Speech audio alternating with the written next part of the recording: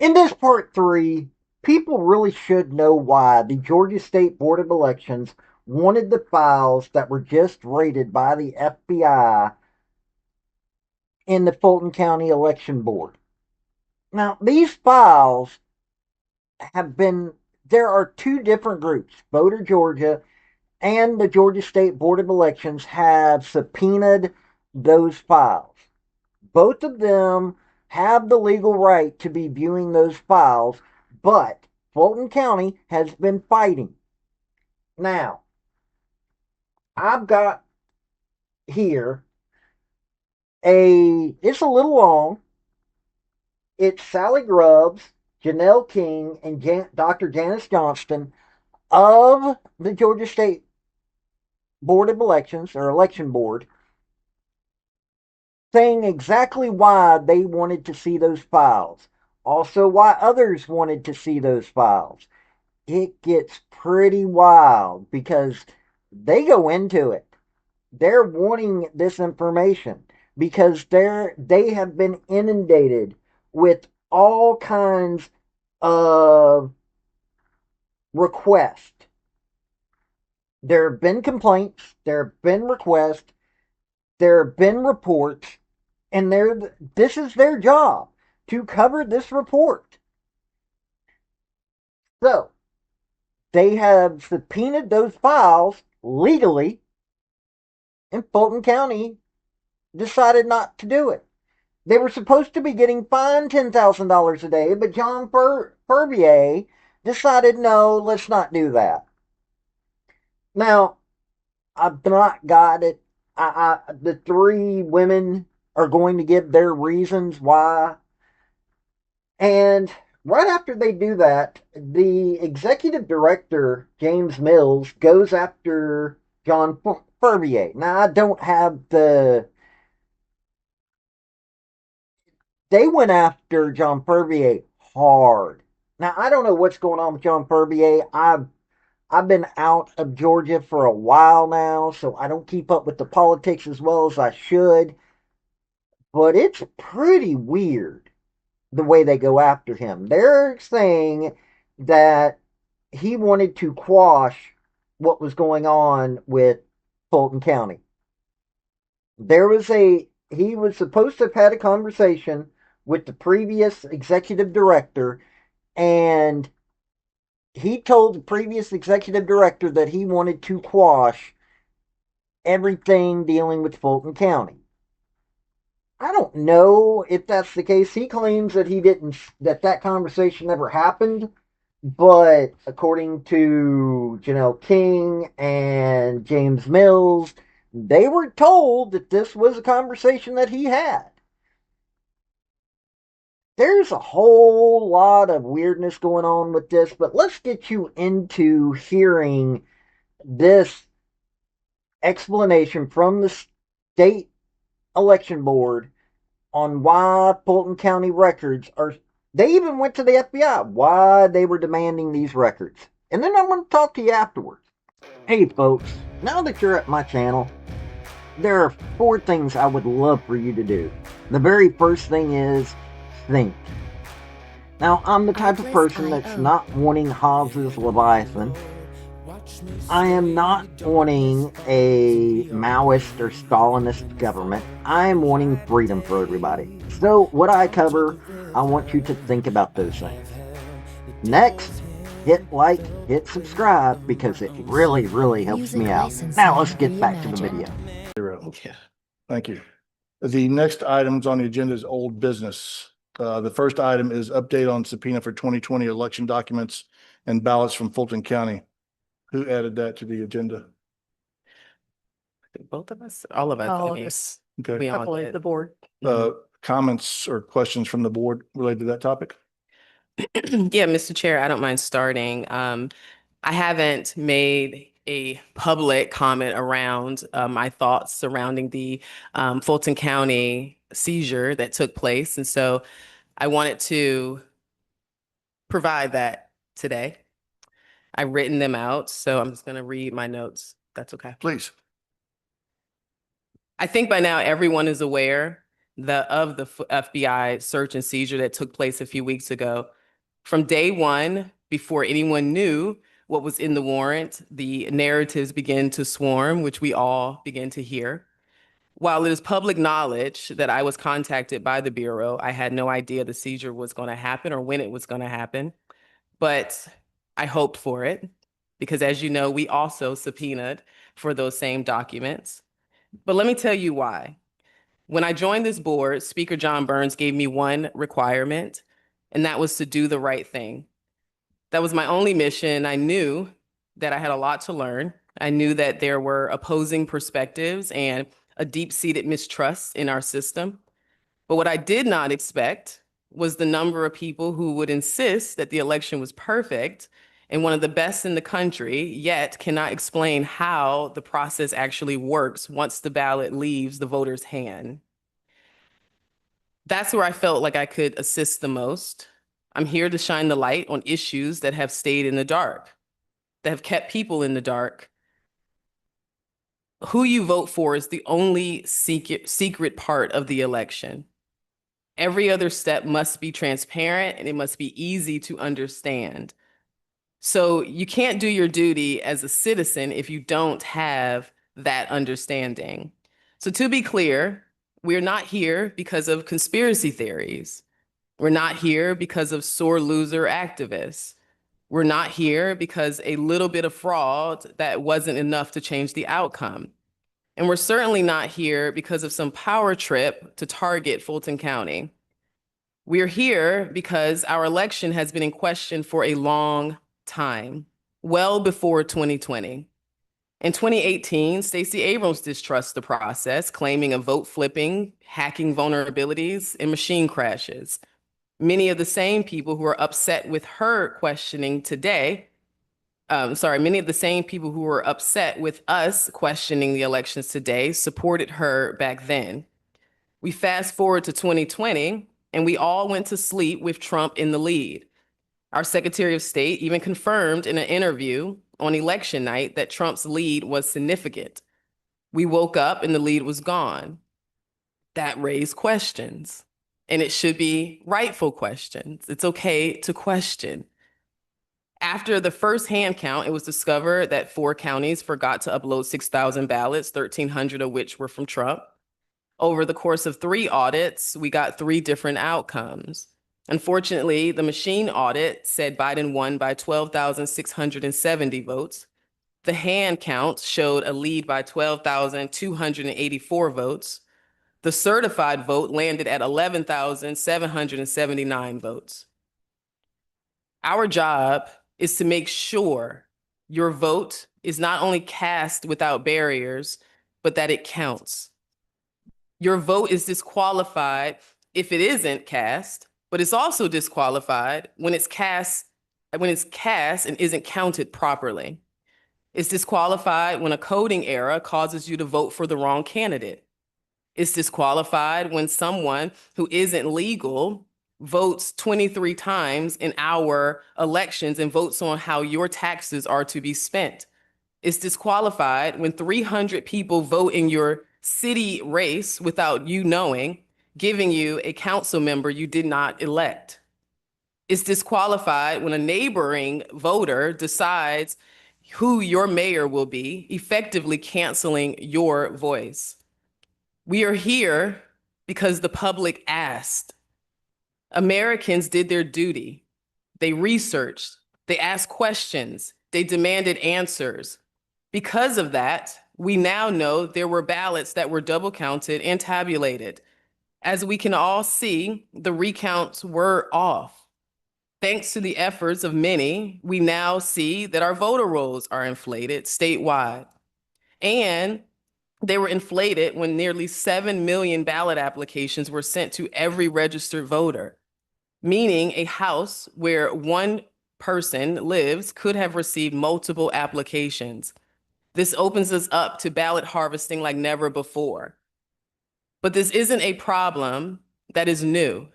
I've worked in Georgia politics for over a decade. I remember door knocking years ago and noticing that some addresses on my app had upwards to 13 names associated with them.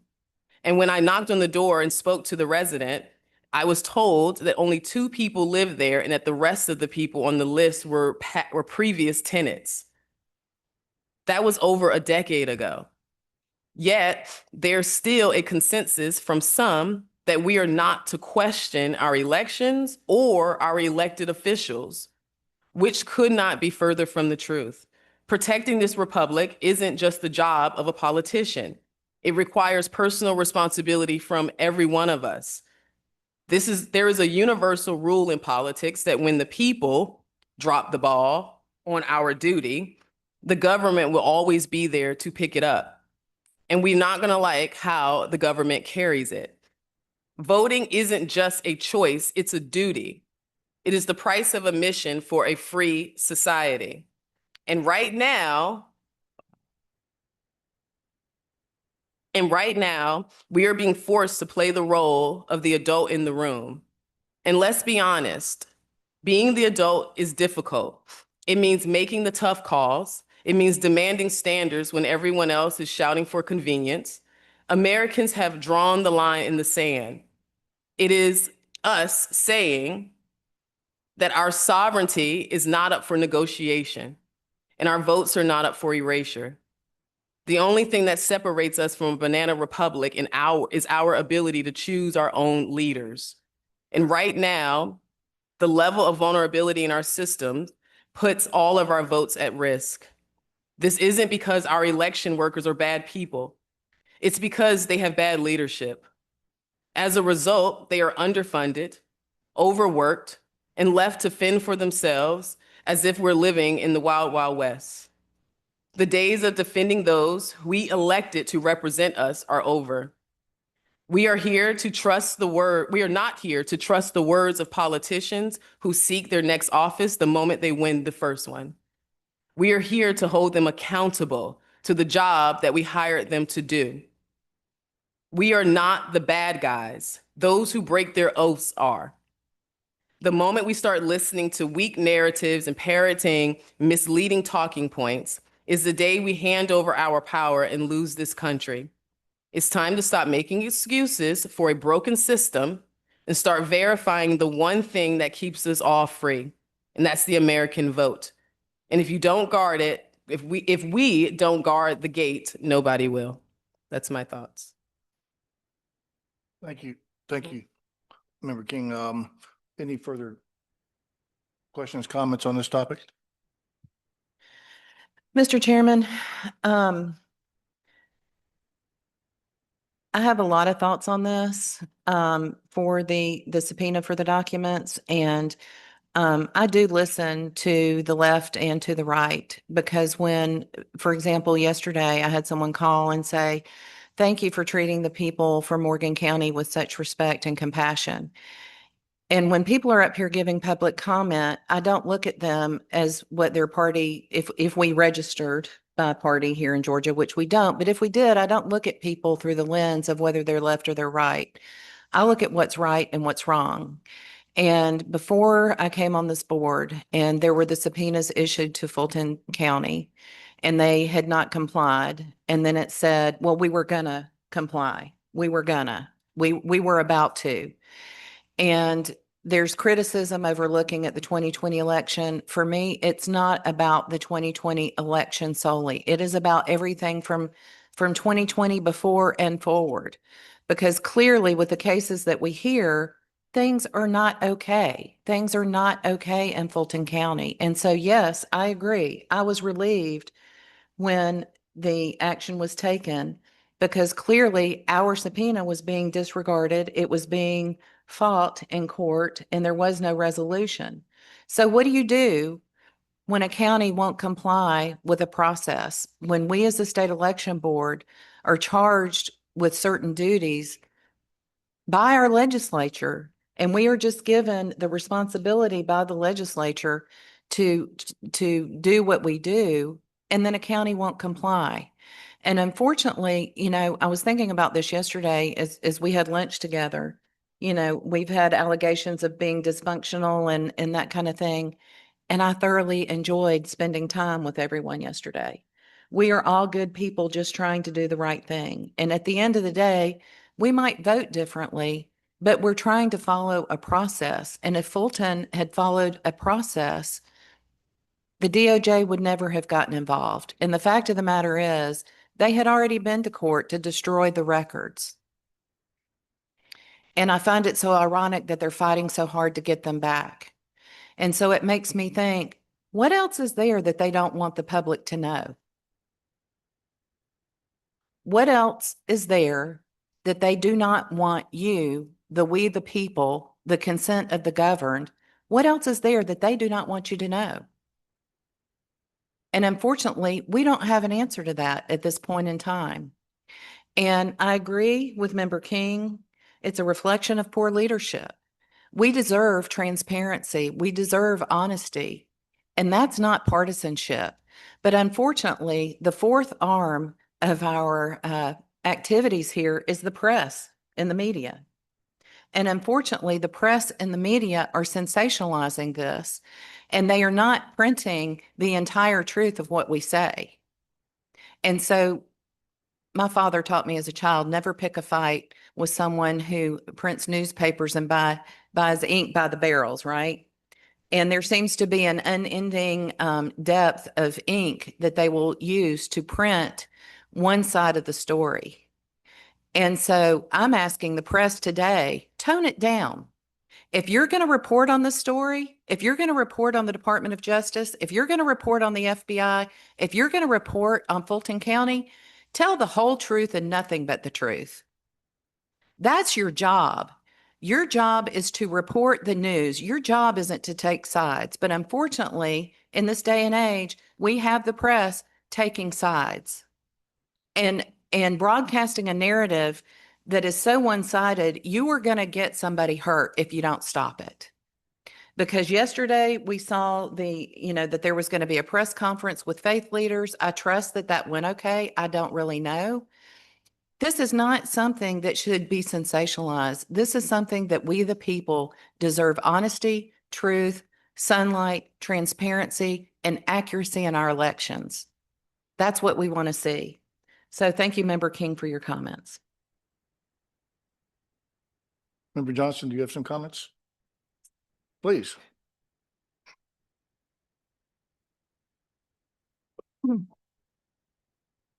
Let me say a few words about the State Election Board subpoenas for Fulton County election documents and ballots from the November 2020 general election. This has been in the news a lot, and it would be the elephant in the room if we did not say something about it.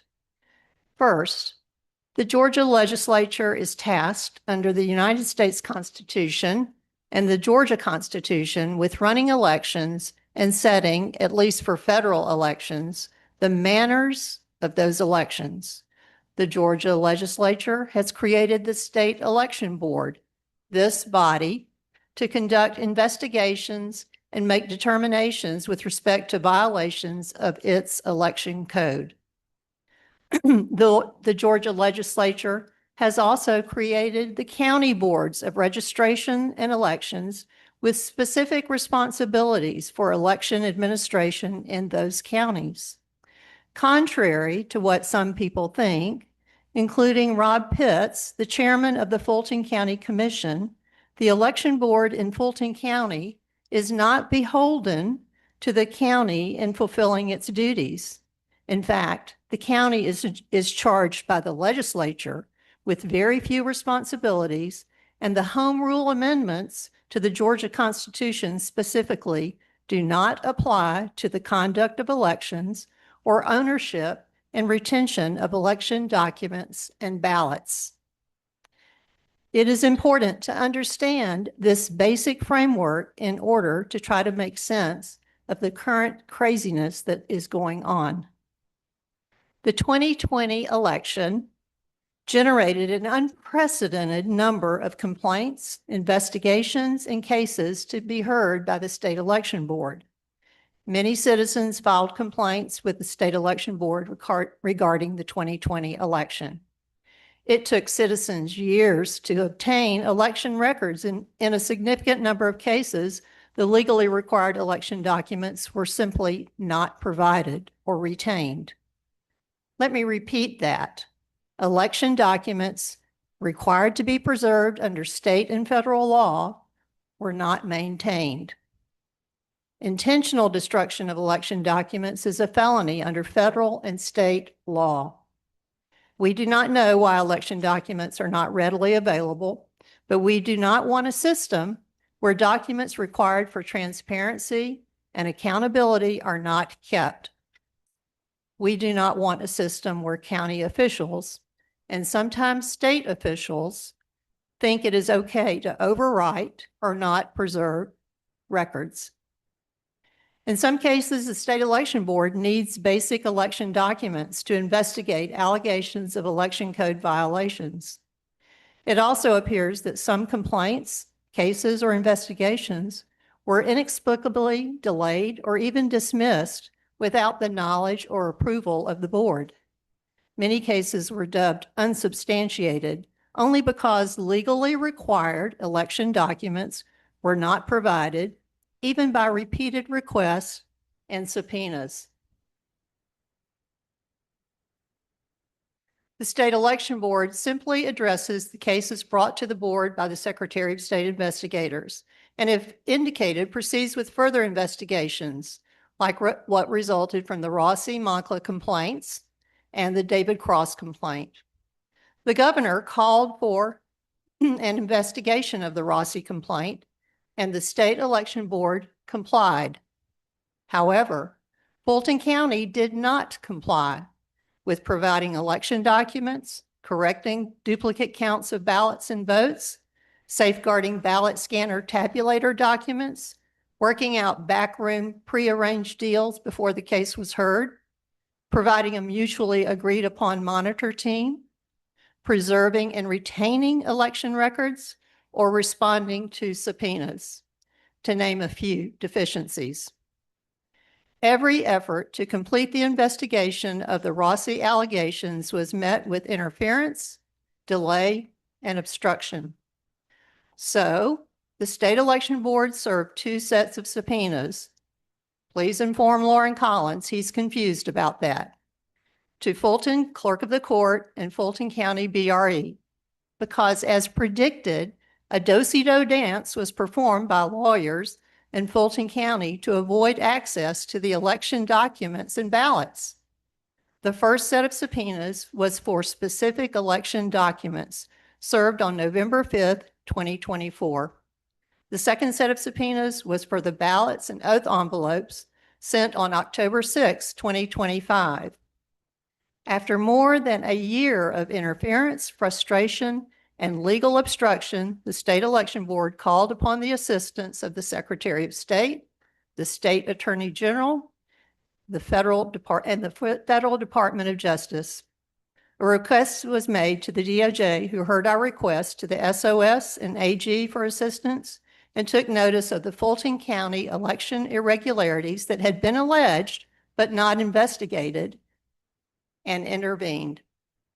The alleged violations apply to state and federal law, and such deviations from the election code deny the equal protection right of voters in the other 158 counties in Georgia. On January 28th, with no advance notice to me or the rest of the state election board, but apparently known to the Fulton County BRE and other Fulton County officials, the FBI acted independently, served a search warrant, and seized the 2020 election documents and ballots for their investigation. On that day, 3 SEB, State Election Board members, helplessly watched from afar as the FBI served its search warrant while scads of county officials rushed past 3 state election officials into the election warehouse. To do what? Interfere? Obstruct? And where are the 50 missing boxes of election documents? The hows and whales of Fulton County elections, Fulton County commissioners, Fulton County operatives, Norm Eisen, Abby Lowell, Mark Elias, are curious and petulant. After all, these are old election documents that the clerk of the court wanted to destroy a year ago. And now Rob Pitts and Norm Eisen plan to spend millions of dollars of Fulton County taxpayer money just to claw back from the FBI some ballots he shouldn't even care about. Really? And the Fulton County BRE appears to have illegally filed another illegitimate lawsuit, this time against the United States of America, to get the documents that they just told the FBI on January 28th were not their documents. Why? Is this just a campaign tactic to get out the vote? As Shakespeare said, "The lady doth protest too much, methinks." Suffice it to say, I do not think the state election board would have ever gotten the subpoenaed documents or ballots. The state election board subpoenas are still active and will not be dismissed. A spoliation letter has been sent to both entities to preserve any subpoenaed documents returned from the FBI investigation. As far as the state election board goes, we hope the questions that have been asked for years may finally be answered, the state election board investigation completed, and the lessons learned to prevent another 2020 type election. In the words of the Spanish-American philosopher George Santayana, those who cannot remember the past are condemned to repeat it. Or as restated by Winston Churchill, those that fail to learn from history are doomed to repeat it. Thank you.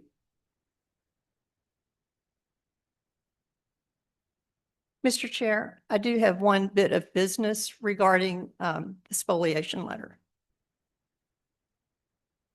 Is that pertaining to this topic? Yes. Okay. I would like to motion to ratify the sending of the spoliation letters to Shay Alexander and Fulton County BRE and Nadine Williams for the retention of the documents if and when they're returned from the FBI. Is that a motion? That is a motion. Dr. Johnson's made a motion to ratify the sending of the expoliation letters to Shay Alexander and Fulton County. Fulton County. Is there a second? Second. There's a motion and a second. Any discussion? All those in favor signify by saying aye. Aye. Aye. Any other? Now, there comes a point where common sense needs to be coming in on all this. If the Democrats actually cared about what was going on in this country, they'd be demanding that these files be released as well. Now, I'm going to be going back through some of the old hearings.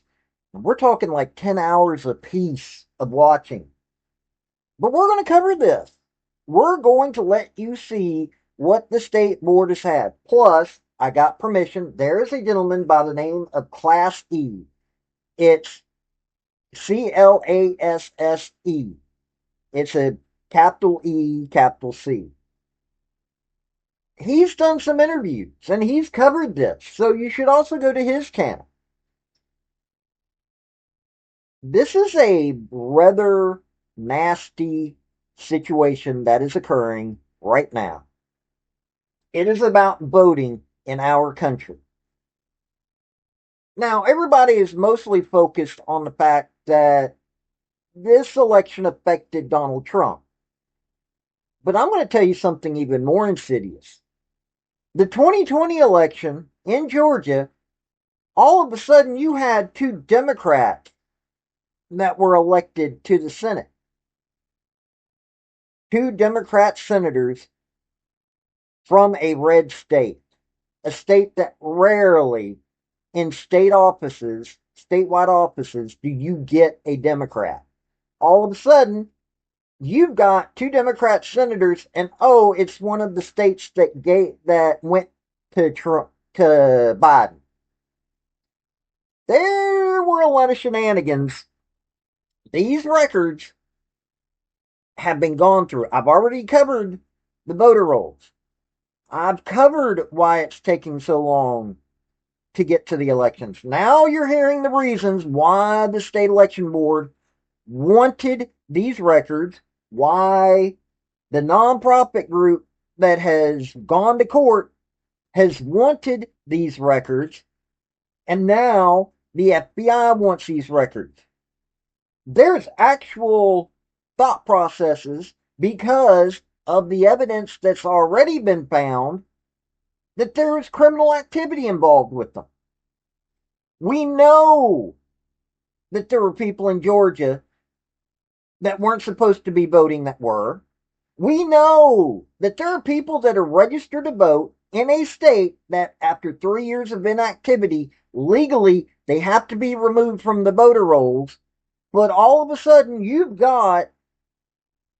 finding out that there are 300, well, now it's down to 200 and something. There are over 300 people that were supposedly born around 1900. And we're talking like between 1900 and 1910. These folks are, it's getting pretty bad. The more and more you listen to these folks down in Georgia, how bad the situation is down there. And I'm well aware that Ben Roethlisberger is a Republican. But let me tell you something. Some of the Republicans down there aren't doing their jobs. But hey, this is just part 3. This has been Paul, the Redneck Thinker. Y'all have a good day now. Bye. Hey folks, before you leave, if you can't become a member via my YouTube channel, which that's for my thinker, I've also got sports. I've got a Patreon. If you really, really want to help me out, I would be much appreciated. But hey, hitting like, hit subscribe, hit commenting, all those things really help me out. Have a good day.